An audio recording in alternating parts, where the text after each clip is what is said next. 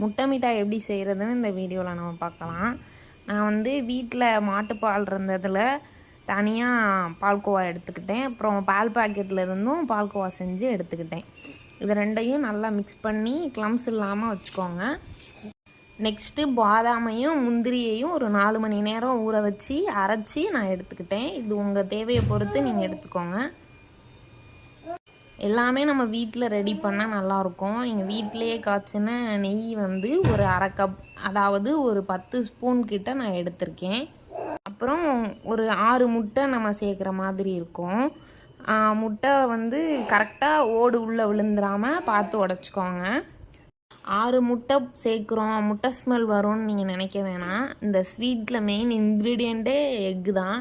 இதில் முட்டை ஸ்மெல் 1% கூட நமக்கு தெரியாது.